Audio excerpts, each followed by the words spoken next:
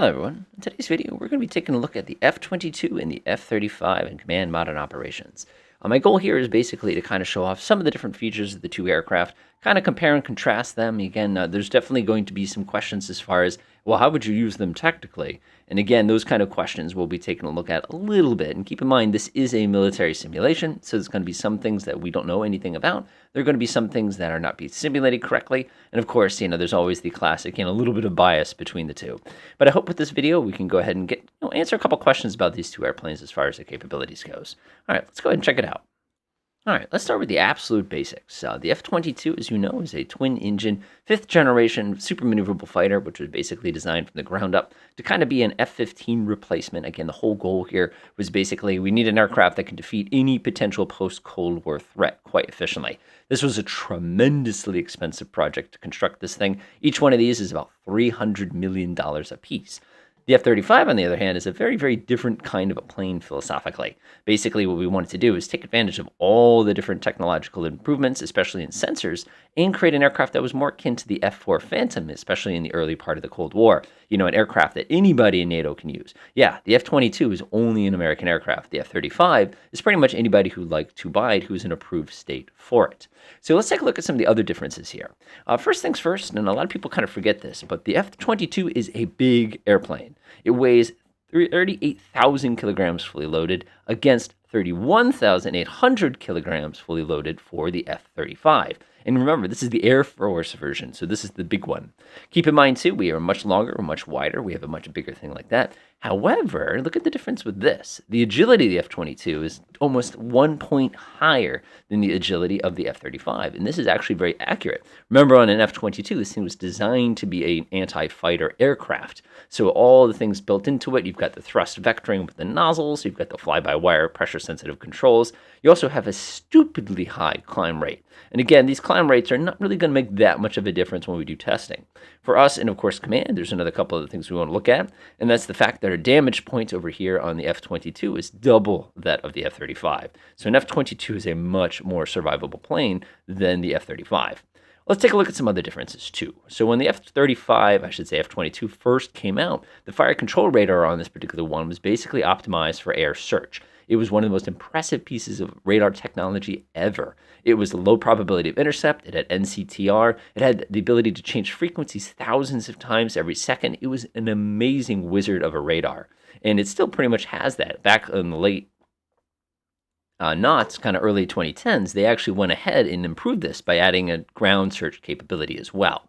Now, we also, of course, have everybody's favorite. It has a MAWS. It has a little bit of electronic intelligence, and it has good old-fashioned eyeball. Look at the F-35, however. It has the ANAPJ 81. This is basically a derivative of this particular radar, only this one has ground stuff built into it. It's a more modern radar. It also has this amazing system that gives us the ability to basically look around us. It's a really, really slick system, and we'll actually demonstrate this a little later on.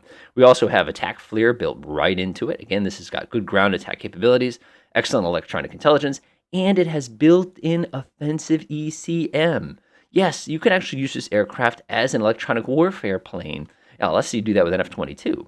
Coming down here, of course, we also have a laser targeted Ranger, and we have a couple of the differences as well internally. We have a 20 millimeter. Everybody knows the M61. We have a GAU-22 over here. It's a 25 millimeter. Also notice from a decoy perspective, the F-22 is not quite as modern. This is a very, very traditional kind of technology, whereas the F-35 has an ALE-70, which is basically a little buddy. Weapon-wise, the two aircraft are basically the same. Remember, the F-22 is designed for air-to-air, so its bomb bay is not the same size. It's actually much more limited compared to that of the F-35, but it is a bigger airplane. Most of the same weapons are kind of provided on either side. Again, the earlier versions of the F-22 couldn't even bring in air-to-ground weapons. That's something that came a little later. Kind of scrolling down this way, you can see it has a lot of the typical stuff, and now we get to the fun part. The radar cross-section. Now, this particular aircraft, if you look at it from radar, from the A to D band, this is going to be the very long wavelengths, like early warning radars. It has that as far as its radar cross-section. If you come over here, you can see that the F-35 is only moderately easier to detect. The most common expression you'll hear is they'll say that an F-22 has the radar cross-section of a steel marble, whereas the F-35 has the radar cross-section basically of a small baseball, like a cricket ball, something like that, that's made from steel as well. Technology-wise, they're basically the same. Like I said, they're both helmet-mounted sights. The later versions of the F-22s did not have the helmet-mounted sight, which you can see here, but they got a new and improved one a little later on because it was being a little wonky. One cool thing with an F-22, by the way, is you still have a heads-up display. An F-35 does not have a heads-up display. The heads-up display is built into your helmet, which is really, really different, and I think it's actually pretty cool.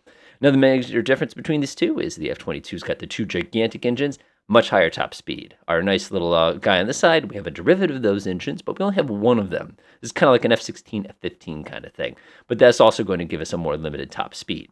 Our ceiling, of course, at least in this program, keep in mind the real world, we don't know, is limited to 55,000 feet. Over here on the F-35 is 50,000 feet.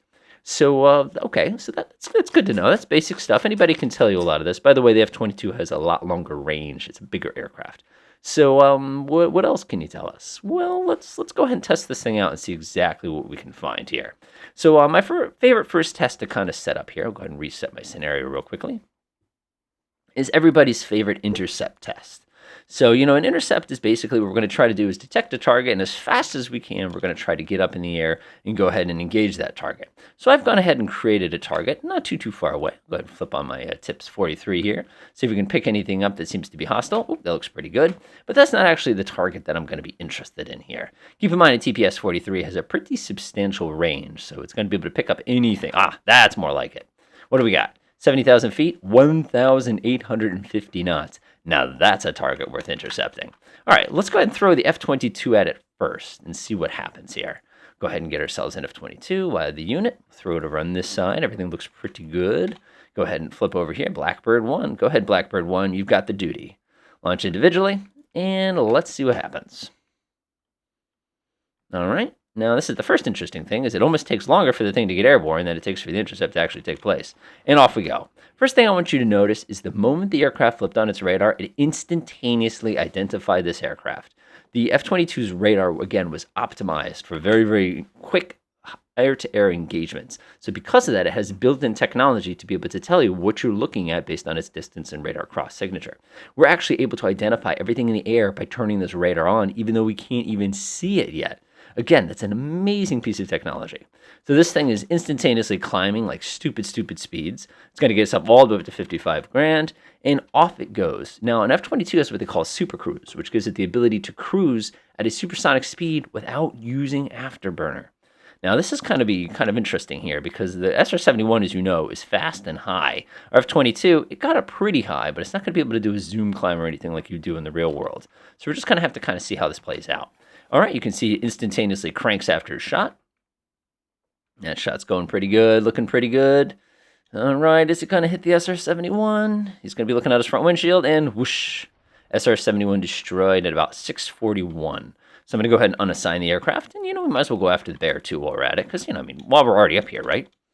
Go ahead and speed up time here, and we'll see how quick we can do this engagement. Again, that 1,000-knot cruise speed, or not cruise speed, max dash speed is going to give us a tremendous advantage as far as engagement. Notice he flipped his radar on real quick to confirm range, then he fired his AIM-120. Oh, first one missed. It happens all the time. Second one, and engagement complete. It looks like it's about 6:48 a.m. when everything was so complete there. So notice also how much fuel this aircraft has remaining after that particular engagement. So go ahead and load everything back up again. Again, I'm trying to keep things as even as I can as far as this goes. Flip that back on real fast. Okay, let's see what happens. We'll go ahead and speed up time again. All right, there's our first one. We'll wait for the SR-71. See, if you didn't fly so high, it'd be much more difficult to detect in time. But again, we want to test that climb right. There we go. All right, let's go ahead and create a strike. We'll do the F-35 this time and see what the difference is here. Keep in mind all of our times from before. We'll do add units, add that one. Go over here. I'm going to manually launch him just in case it takes a second for it to trigger. Again, I'm trying to keep this to be as realistic as we possibly can for this particular case. Whoop, off he goes. All right, up he goes. And the interception time is about 640. So the speed difference did not make much of a difference when you're working with an SR-71. And we splashed him. All right, let's go ahead and unassign. And we'll go ahead and engage him over on the Tupolev 95 as well. He's going to turn around. He's going to step his speed way up. Now, notice our speed is a little slower here. It's not a big difference in speed, but it definitely is a difference in speed. So we're going to continue cruising. I'm going to fired our AIM-120. And fire another one. Oh, this is the same thing that happened to our buddy, the F-22. And it looks like we're just a little bit later than the F-22. So from an interceptor perspective, they're about equal. Obviously, if this was a situation when the aircraft target was right here, this might be completely different. But notice both aircraft didn't really have that much difficulty as far as identifying the target in the air and being able to strike the target in the air. So I thought that was kind of interesting so far. So let's go ahead and take this too far, as I like to say, kind of a thing. So what I also have is I have a group of F-35s, or I should say not F-35s. We're already trying those. Sukhoi 35s. I'm going to go ahead and flip their radar on. Go ahead and set them to active mode. Now what I'm going to do is I'm going to flip back over to my guy. I'm going to get rid of that one. I'm going to get myself one of these handy-dandy F-22s. We're going to go ahead and use the one we've been using all along. Equip it with its internal equipment. I'm going to have him face this direction. Turn on his radar. And I'm going to go ahead and unpause. Now, one interesting thing with these aircraft is they were designed basically to cruise at very, very high altitudes. So I'm actually going to step up his altitude a little bit and see if that gives him any advantage over these very, very modern aircraft. Now, notice that we've started to climb, that as soon as we got to about this point, we instantaneously, oh, I'm sorry, that wasn't fair. Let me shut that radar off. You can't do that. Okay, so we're going to continue climbing, like I said there, and we've instantaneously identified the targets based on their electronic emissions, but we haven't actually identified where the targets are. Keep in mind, both of our Sukhoi 35s, they're very modern aircraft, spectacular radar, very good iris system, so it'll be very interesting to see how that plays in here. Again, we're having no difficulty detecting the electronic emissions. However, if you were to switch over to the other side, I have not even become close to detect the electronic emissions of the F-22. That's because of that extremely sophisticated radar that it has on board. Again, because it's constantly changing frequency and it's only on for a teeny tiny moment, you'll never pick it up. All right, so we're a pretty hefty distance away right now. Looks like a distance, I'm just checking real quick, of about 152 nautical miles, and we picked up the two F-35s. So now what I'm going to do is I'm going to go ahead and grab my F-22. I'm going to order him to attack both of those aircraft. He can do whatever he feels is appropriate in order to engage them. Meanwhile, switching back to our Sukhoi 35s, they're blissfully unaware that they're being tracked by a very sophisticated radar. Again, some of the most advanced systems on Earth would still have a difficult time trying to identify where this target is. So the F-22 is getting closer. You can see he's about, we got a distance of about 90 nautical miles away. But remember, the AIM-120s have to get a little bit closer than that to be able to be used safely. Again, Sukhoi 35 is not a stealth aircraft. There's nothing stealthy about it. It's just a big old flanker. Oh, we're being attacked. So instantaneously, out of the sky come AIM-120s that climb up to super high altitudes and then suddenly come diving, crashing down on our buddies, the Sukhoi 35s. And the Sukhoi 35s are sitting there going, when did this happen? Basically, this is what they see. All of a sudden, missiles come out of nowhere. They have no clue that there's an F-35, I should say an F-22, that's hanging out here that's giving us all sorts of trouble. So we'll go ahead and now speed up time here. Let's see how this goes.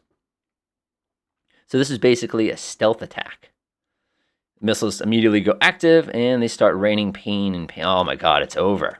Meanwhile, our F-22 is right here, about, let's say, 47 nautical miles away. Didn't even feel a breeze from the Sukhoi 35s. So that was kind of interesting. Now, I know some of you at home are immediately going, well, what if this were a straight-up dogfight? We'll get to that. As a matter of fact, I'll show you how to defeat the F-22. It's not that tricky if you know what you're doing. Okay, let's go ahead and try that again. But this time, let's bring out the F-35. Remember, the F-35 was not designed to be a dedicated dogfighter. It was basically just designed to go ahead and be an, like I said, it's an F-4 Phantom that's a stealth version. So we're going to have a serious limited amount of missiles that we can bring with us. And unfortunately, that's going to make things a little bit difficult for us. So I'm going to go ahead and ask it to go up to afterburner speed. Go ahead and give it a little bit of altitude. I'm going to go ahead and flip on its radar. And off we go. So the first thing I notice is the fact that the electronic intelligence system worked better. The second thing I'm noticing is, check this out. We have already identified the targets at 200 nautical miles. We could not do that on the F-22. Again, that earlier version of that AN/AWG-77 is not quite good. But the cool thing is we've actually identified these aircraft as well because of all these sophisticated technology on board. Of course, we cheated a little bit because we forgot to shut off our tips. So let's go ahead and shut that off and reacquire everything. Aha! I made the same mistake twice. Sorry about that, folks. All right, we'll speed up time a little bit.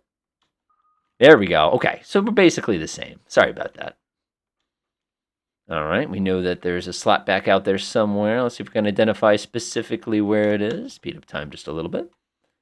Oh, there it is. Good. So we've been able to identify the targets at a distance of about 150 nautical miles. We'll go ahead and order this guy to go ahead and attack. He's engaged defensive. I'm going to let him do whatever he thinks is appropriate. Again, I'll let them choose their speed. Remember, this engagement is going to be a little bit slower because the F-35 doesn't quite have that same top speed. Meanwhile, our Sukhoi 35s are blissfully, completely unaware that there's an F-35 out there that's stalking them. They're just kind of cruising, doing their thing, enjoying their little flight. Everything seems to be fairly normal today. Don't have to worry about it too much. Oh! Uh-oh. And here comes a bunch of AIM-120s. Ha-ha! Now notice we suddenly acquired an aircraft. Now you're probably going, what's this? How come I don't have a good look at it? That's because, believe it or not, this F-35 turned around and showed its tail plume directly to the F-35, the Sukhoi 35. So now the Sukhoi 35 is like, thank you. And it's going to pick up its speed, and it's able to track the F-35 completely by its heat, not by its radar signature. Unfortunately, we have an extremely aggressive tail chase here. I don't know that the Sukhoi 35 is going to get there in time, because for all we know, it'll go ahead and land at the airport. Oh, it's going to get close. Oh, it's going to get close.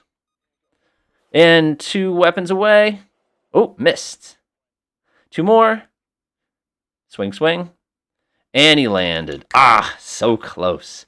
So you can see the disadvantage there was that the F-35 does not have that internal capacity for air-to-air weapons. So that's a really, really big difference. What about if we go ahead and change things a little bit? So let's experiment. So what I'm going to do now is I'm going to put the F-22 and the F-35 up against each other. This is a very, very quick and easy way to go ahead and determine, well, whose radar is better or what's going to work better in this situation. And I think you'd be kind of surprised. A lot of people who have talked about the 2 aircraft have mentioned the fact that in a dogfight scenario, the 2 aircraft basically are, it's a blind fighting the blind kind of a situation. Go ahead and get myself my standard internal. Quite a few more missiles on this thing. So this thing is much more capable of this kind of engagement. Go ahead and save our game real quick. Switch to the other guys. Grab my F-35A. I'm going to do the block 3F is what they're calling this particular version. We'll do internal only. Again, we only got 4 missiles on this thing that we can use internally. So things are going to be a little bit different. All right, let's go ahead and get going. Now, my expectation is that the F-35's radar will pick up the F-22 first, or that spherical infrared system will pick up the F-35 first. So we'll go ahead and test that theory out in just a moment. So the 2 aircraft are cruising. We're still clueless about each other, which is actually very common with this kind of engagement. All right, still clueless, kind of cruising around. And notice we're running into a situation where there's a pretty good probability that we'll fly by each other without actually ever seeing the other guy. Up there is, oh no! So you can see here the F-22 got it shot off first. But notice we didn't acquire this thing until we were basically right on top of it. Flipping to the other side real quick. You can see that we acquired this target by the radar on the F-22, not visually. So that was a massive difference between the 2 aircraft. So now we're getting a bit of a tizzy here. Of course, our F-22 is a little bit more capable at engaging this guy. He's got quite a few more weapons. Switch back to the F-35. Our F-35 still has some ammo. Looks like we're going to get into everybody's favorite twirling dogfight here. Go ahead and switch to 3D view. Might as well have a little bit of fun with this. There we go. And let's see what happens. All right, we got an AMRAAM kind of doing its thing here. Okay, here comes the merge.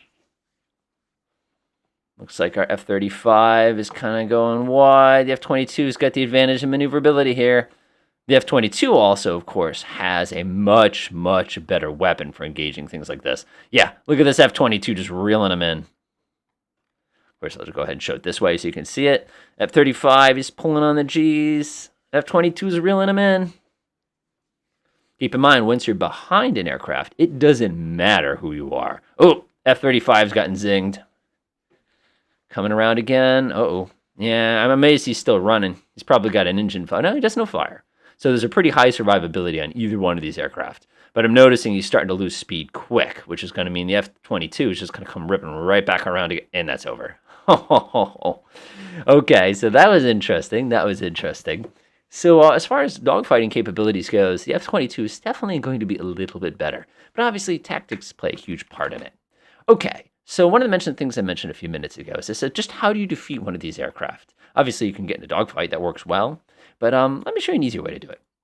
So what I'm going to do is I'm going to go ahead and set up one of my favorite little kind of scenarios here. I like to call this the nightmare scenario because this is exactly how this usually goes. So I'm going to go ahead and clean up my scenario just a little bit here. I'm going to go ahead and hit save. Just again, trying to keep my scenario clean here. I'm going to get myself a MiG-23 PD.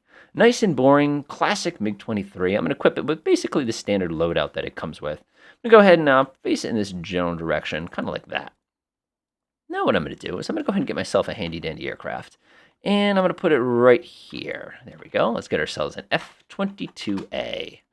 All right, so I'm going to go ahead and set this to, we'll do standard internal. Again, we want only internal weapons so that the stealth characteristics are preserved as much as possible.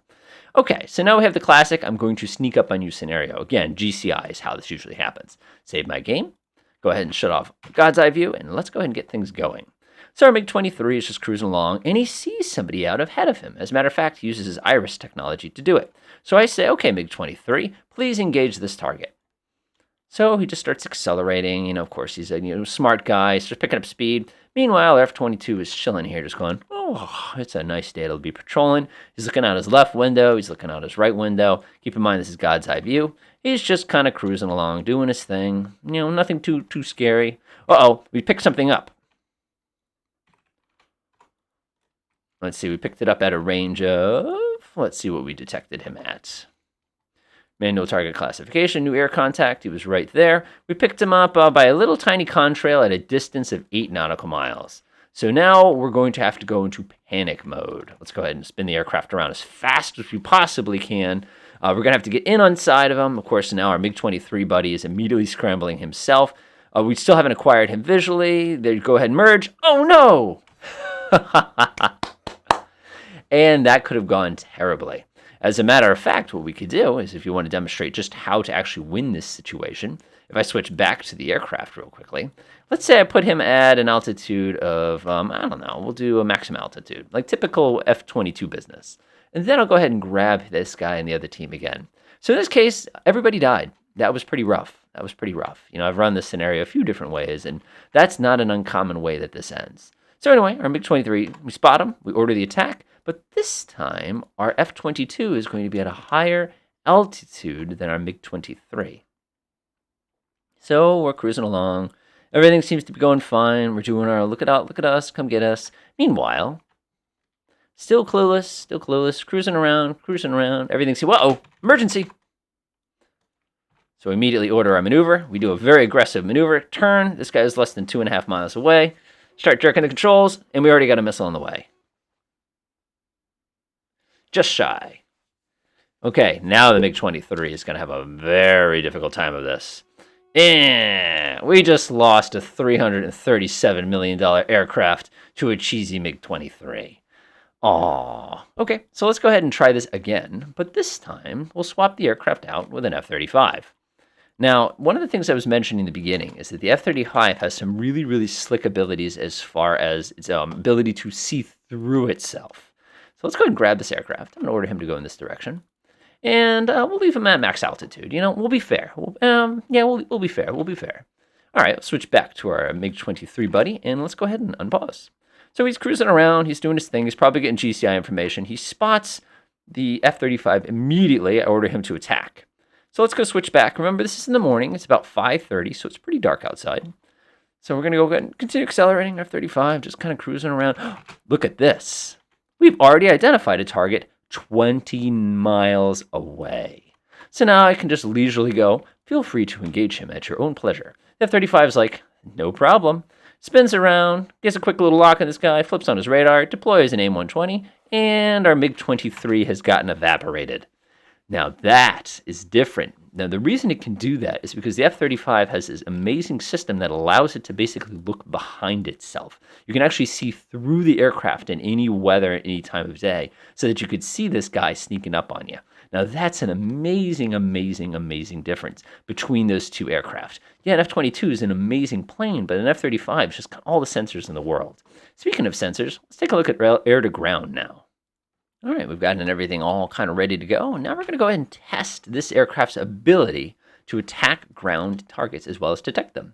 So first thing I'm going to do is I'm going to go and flick on its radar. As soon as I turned that thing on, I instantaneously identified a skunk at a staggering distance of 127 nautical miles. I also instantly identified some kind of mobile target over down here. So we're going to go ahead and speed up time a little bit here as we start to identify. Okay, we've also identified several other targets. We have some unknowns here. I believe that's a truck depot. It looks like over here we have a building medium.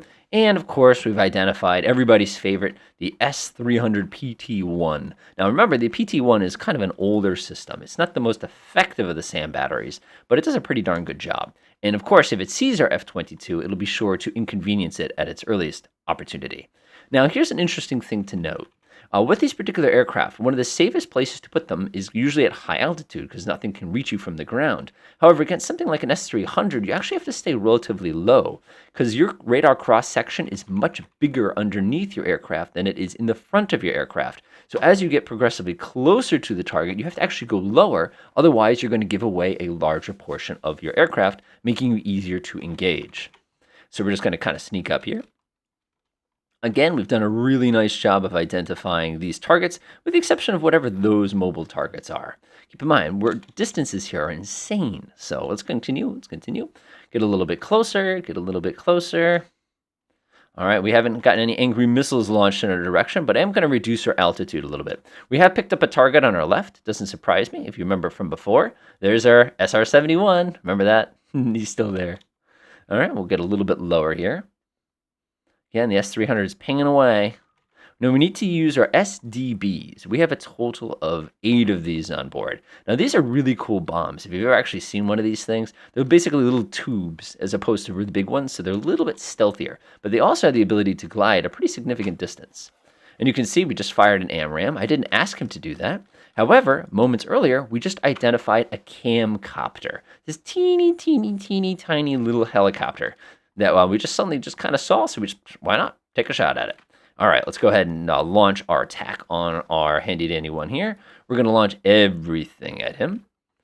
Off they go, and we're just going to return to base. All right, looks like the S-300 is doing what the S-300 does best. It's trying to unload all the missiles in its inventory, and it defeated every single one of those particular weapons. Now, the interesting thing is if I switch to this view, we never actually saw that F-22 the entire time, which is interesting because you can see we were able to identify the objects, with the exception of we had some infantry scattered about. Now, if I switch back to this side again, you can see we never once identified any of those with the F-22's radar. Remember, the F-22's radar wasn't designed for that purpose.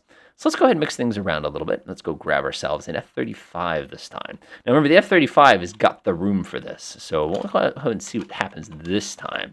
Grab ourselves an F-35A. We'll make sure it's got... We're not going to do the JSOW. That's kind of cheating. We'll go get ourselves an SDB as well. Do we have the SDB in this version? I think we're probably going to have to go to the other one to get the SDB. Yeah, that's the one we're going to need. Let's get ourselves the SDB. Right there. Perfect. We have 8 of these. So we actually have the same capacity as the F-22 does in this particular case. Save my game real quick. I'm going to go ahead and press active radar. Now watch the difference in radar quality between this and the F-22.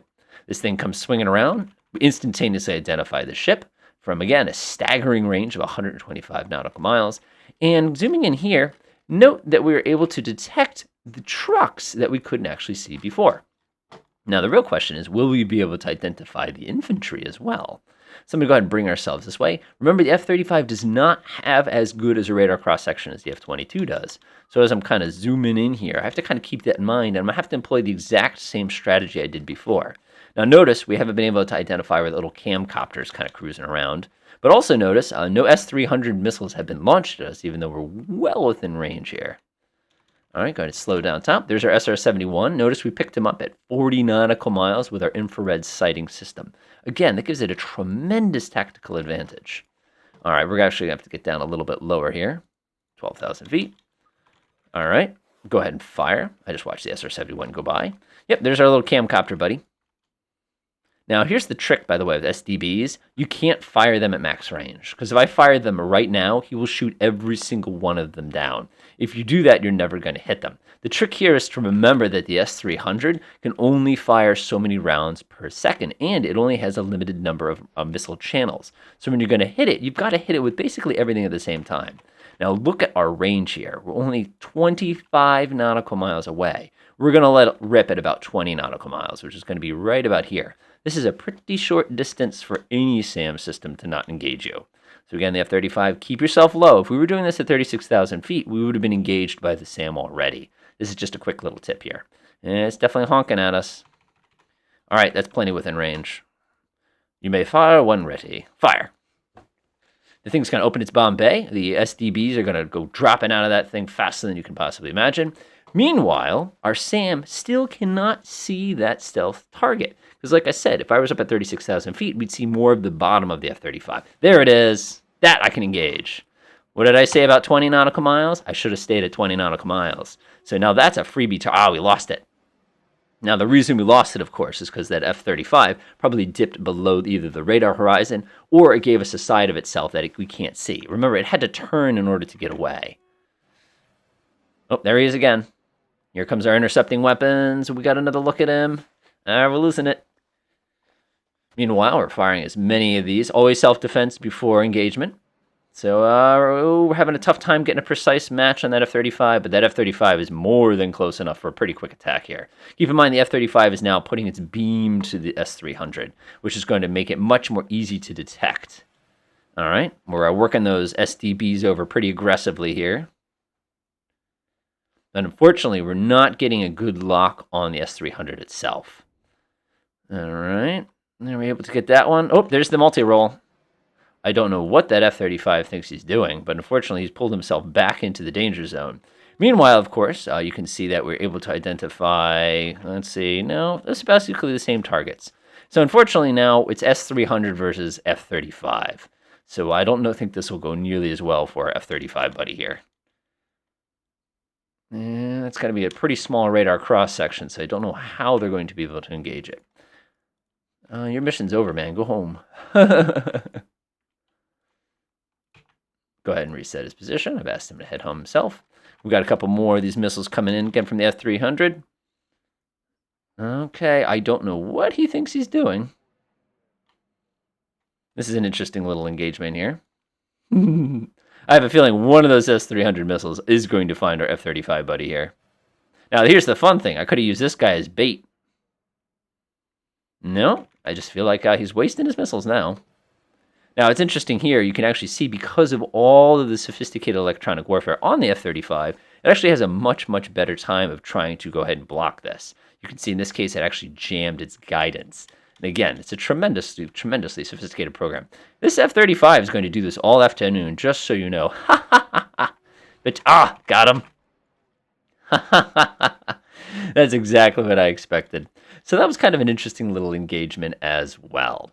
So that's basically all I wanted to kind of show you as far as the differences of those two aircraft goes. Again, I was just looking for kind of a neat little way that, you can kind of see them. The big thing to take away from all this is the aircraft are fairly similar. At the end of the day, the radar on the F-35 and the sensors are just a little bit better than the F-22. The F-22's got better range. It's also a faster aircraft. So when you're doing scenarios involving the two ones, just make sure you use them appropriate. Oh, and by the way, the F-35 is a NATO aircraft, so everybody gets it. And you also can actually launch it, at least one version of it, off of carriers, as well as in short takeoff situations as well. So again, that's a little bit more versatility. And it's also a cheaper airplane. It's a little bit cheaper to operate, and it's a little bit cheaper to maintain.